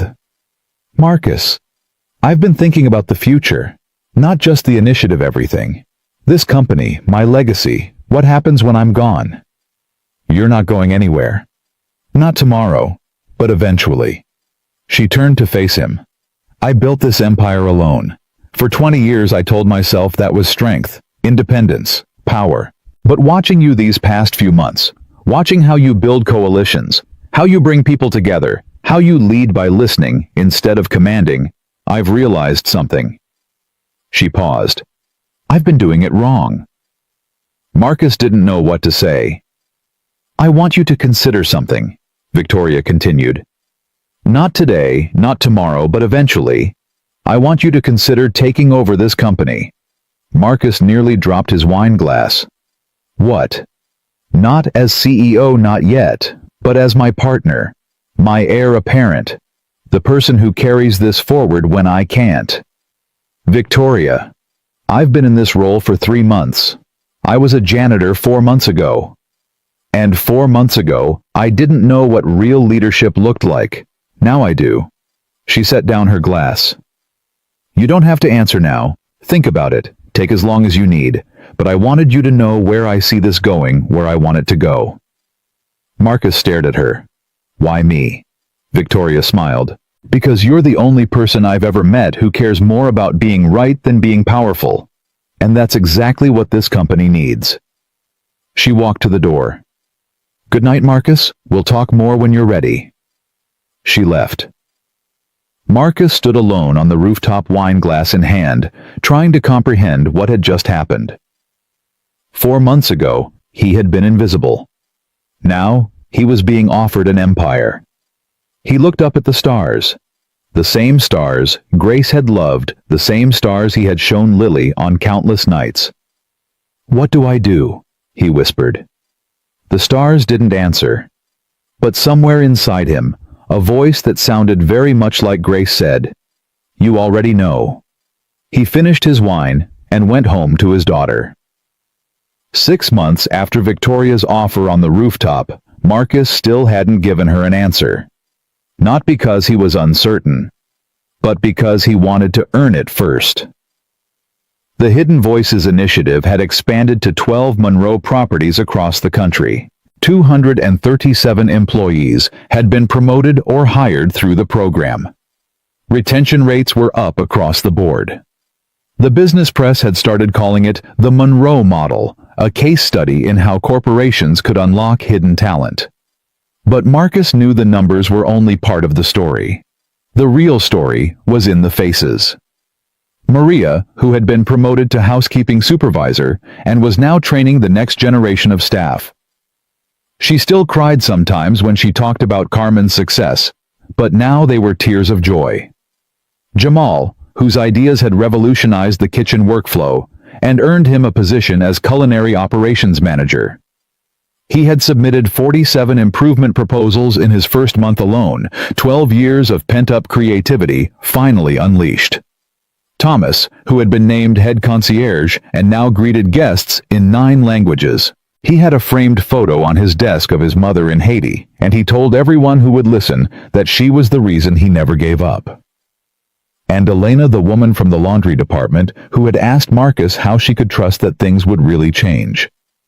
She was now running the employee development program at the Chicago property, teaching others to find their voice the way she had found hers. These were the stories that mattered. These were the reasons Marcus got up every morning. But today was different. Today Marcus was going home. Not to his apartment on the south side, though that would always be home in one sense. Today he was going back to Yale. The invitation had arrived 3 weeks ago. The university's linguistics department wanted to honor him with their Distinguished Alumni Award. They had read about his work. They had seen the articles, the interviews, the impact he was making. They wanted him to give a speech. Marcus had almost said no. He wasn't comfortable with praise, wasn't sure he deserved it. But Lily had insisted. You have to go, Daddy. She had said, her voice clear and strong, so different from the silent girl she had been a year ago. You have to show them who you are. So here he was on a train headed to New Haven, Connecticut, watching the countryside blur past the window. Lily sat beside him reading a book about flags of the world. She had become obsessed with languages and cultures over the past year, absorbing everything Marcus taught her like a sponge. Daddy. Yeah, sweetheart. Are you nervous? Marcus considered the question. A little. Why, you've given lots of speeches. This one's different. These are people who knew me before. Before everything fell apart. Before I became invisible. Lily put down her book. But you're not invisible anymore. No. But part of me remembers what it felt like. Part of me still expects them to look right through me. Lily reached over and took his hand. Then I'll stand really close to you, she said. So they have to see both of us. Marcus smiled. Deal. The ceremony was held in the same auditorium where Marcus had defended his thesis 15 years ago. He stood backstage, heart pounding, listening to the department chair introduce him. Marcus Webb's story is not just about academic achievement, it's about resilience. It's about the courage to rebuild a life from the ground up.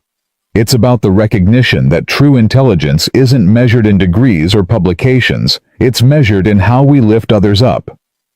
The chair paused. Ladies and gentlemen, please welcome our distinguished Alumni Award recipient, Marcus Webb. Applause filled the auditorium. Marcus walked to the podium. The lights were bright. The faces in the audience were a blur. But in the front row, he could see Lily sitting between Victoria and Zoe, who had both insisted on coming. He took a breath. Thank you. It's strange to be back here. The last time I stood in this auditorium, I was 26 years old and convinced I was going to change the world through academic research. I had plans, theories, ambitions. He paused. None of them worked out the way I expected. A murmur rippled through the audience.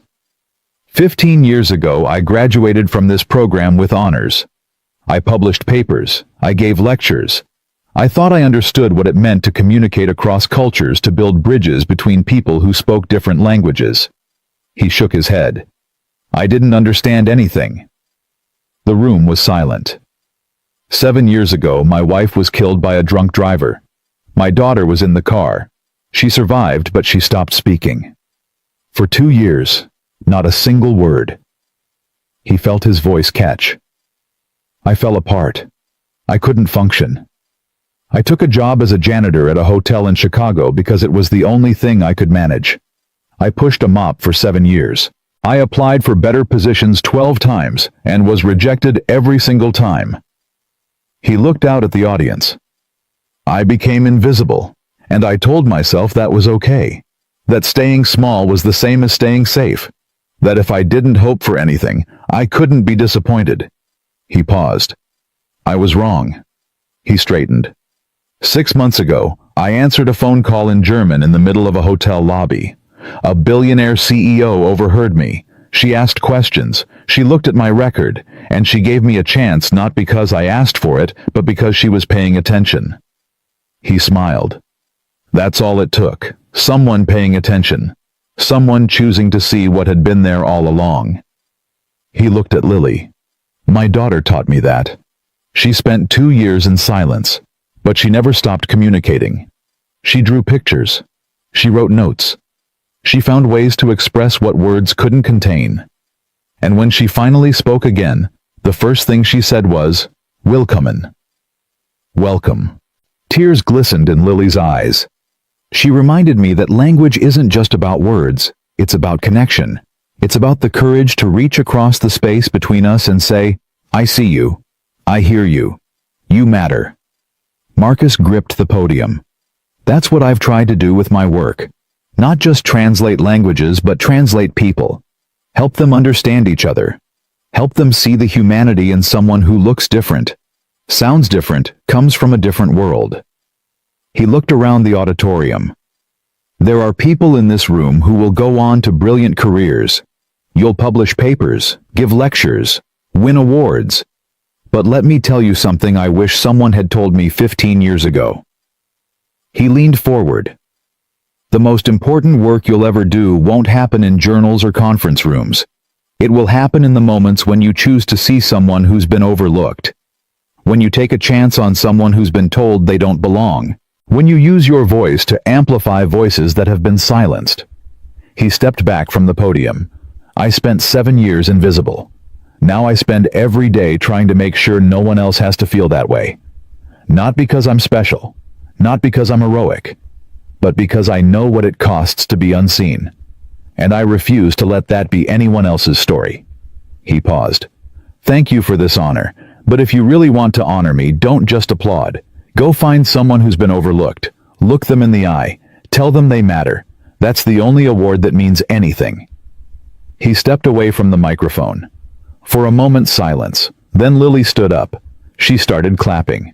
Victoria stood next to her. Then Zoe. Then the department chair. Then the entire auditorium. The applause washed over Marcus like a wave not of praise, but of recognition, of understanding, of shared humanity. He looked at his daughter standing in the front row, tears streaming down her face but smiling so bright it hurt to look at. She mouthed 2 words. I'm proud. Marcus mouthed back, me too. After the ceremony, Victoria found him in the reception hall. That was quite a speech, she said. I meant every word. I know you did. That's why it worked. She handed him a glass of champagne. I have news. Good news or bad news? Depends on how you look at it. The board met this morning. They've approved the expansion of Hidden Voices to all Monroe properties worldwide. 47 locations, 16 countries. Marcus stared at her. Worldwide. They want you to oversee it. Global Director of Talent Development. You'd be building the program from the ground up in every region. Marcus set down his champagne. Victoria, that's I don't even know what to say. Say yes. It's not that simple. Lily's in school. She's finally stable. I can't just uproot her life. You won't have to. The position is based in Chicago. You'll travel, yes, but you'll always come home. Victoria paused. I made sure of that. Marcus looked at her. Why? Because I know what it's like to sacrifice everything for a career. I don't want that for you. You're not just an employee, Marcus. You're... She hesitated. You're the closest thing I have to family. The words hung in the air. Marcus didn't know what to say. Victoria Sterling, the woman who had built an empire through sheer force of will, who never showed vulnerability, who had spent 20 years keeping everyone at arm's length, had just admitted something she had probably never said aloud. Victoria? Don't make it weird. She smiled. Just say you'll take the job. Marcus laughed. Okay, I'll take the job. Good. She raised her glass. To new beginnings. He clinked his glass against hers. To new beginnings. That night, Marcus and Lily walked through the Yale campus together. The autumn leaves had turned golden and red, carpeting the pathways in color. Students hurried past, bundled against the November chill, lost in their own worlds. Lily held Marcus's hand as they walked. Daddy. Yeah, sweetheart. Do you think Mom can see us? Marcus felt his heart squeeze. I don't know for sure, but I like to think she can. What do you think she would say about everything that's happened? Marcus stopped walking. He knelt down to Lily's level. I think she would say that she's proud of us, that we survived something terrible and came out the other side, that we found our way back to each other. Lily nodded slowly. I talk to her sometimes, she said quietly. At night before I go to sleep. I tell her about my day, about school, about you. Marcus felt tears prick his eyes. What do you tell her about me? Lily smiled. I tell her you're not sad anymore, that you laugh now, that you help people. She paused. I tell her you're the dad she always knew you could be. Marcus pulled her into a hug, holding her tight. Thank you, sweetheart. Thank you for not giving up on me. I never did, Lily whispered. Not even when you gave up on yourself. They stood there for a long moment, father and daughter, two survivors, who had found their way through the darkness. Then Lily pulled back and said, "Can we get ice cream?" Marcus laughed through his tears. "It's 40 degrees outside. So, yeah, let's get ice cream." They walked hand in hand toward the town center, their breath forming small clouds in the cold air. And Marcus realized something. This was what happiness felt like. Not the absence of pain, not the forgetting of grief, but the presence of love strong enough to carry both. 1 year later, Marcus stood in a different auditorium. This one was in the Grandview Regency Hotel, transformed for the first annual Hidden Voices Summit. Representatives from all 47 Monroe properties had gathered. Over 300 employees who had been promoted through the program sat in the audience. Marcus looked out at the faces. Maria was there in the third row, wiping tears from her eyes. Carmen sat beside her now, a senior financial analyst. Jamal was there wearing the chef's jacket he had never thought he'd earn. Thomas was there translating the speech in real time for delegates who had flown in from overseas. Elena was there leading the welcome committee, her transformation from skeptic to believer complete. And in the front row, as always, sat Lily. She was 11 now, still quiet by nature, but no longer silent. She had started writing poetry poems about flags and languages and the spaces between words. Her teacher said she had a gift. Beside Lily sat Victoria, who had become something like a grandmother figure over the past year. They had dinner together every Sunday. Victoria was teaching Lily about business. Lily was teaching Victoria about imagination. It was an unlikely family, but it was theirs. Marcus cleared his throat. Welcome to the first Hidden Voices Summit. If you're in this room, it's because someone saw you, someone believed in you, someone refused to let you stay invisible. He paused. I know what that feels like. 2 years ago, I was pushing a mop in the basement of this hotel. I had given up on myself. I had accepted that I would never be more than what others decided I was. He shook his head. I was wrong. And so is anyone who has ever told you that you don't belong, that you're not qualified, that you should know your place. His voice grew stronger. Your place is wherever your talents take you. Your place is at the table in the room at the center of the conversation. Your place is not determined by where you started, it's determined by where you're willing to go. He looked at the audience. The people in this room are proof that potential has no address. It doesn't live in fancy schools or well-connected families. It lives in housekeepers who dream of management, in cooks who imagine new flavors, in bellhops who speak 5 languages, and concierges who see possibilities where others see problems. He smiled. We are the hidden voices, and we're not hiding anymore. The applause started somewhere in the middle of the room and spread like wildfire. People stood. People cheered. People hugged each other and cried. Marcus watched it all, feeling something he couldn't quite name. Fulfillment, maybe. Purpose. Belonging. Or maybe just the simple, profound joy of being seen. After the summit, Marcus found himself alone in his basement office. The space had changed over the past year. The walls were now covered with photos of employees who had been promoted, teams celebrating milestones, faces that had been invisible once but weren't anymore. There was a knock at the door. Come in. Lily entered, holding something behind her back. Everyone's looking for you, she said. There's a party upstairs. I know, I just needed a minute. Lily walked over and sat on the edge of his desk. What are you thinking about? Marcus looked around the office. I'm thinking about how different everything is. A year ago, this was a storage room. I was a janitor. You weren't speaking. We were barely surviving. And now. He shook his head. I don't know how to describe it. It's like waking up from a dream you didn't know you were having. Lily nodded. I have something for you, she said. I made it myself. She pulled a small frame from behind her back and handed it to him. Marcus looked at it. Inside the frame was a drawing, not a child's drawing anymore, but something more sophisticated. It showed a man standing at a podium, light shining down on him. Around him, a crowd of people, all different colors and sizes, all reaching toward him.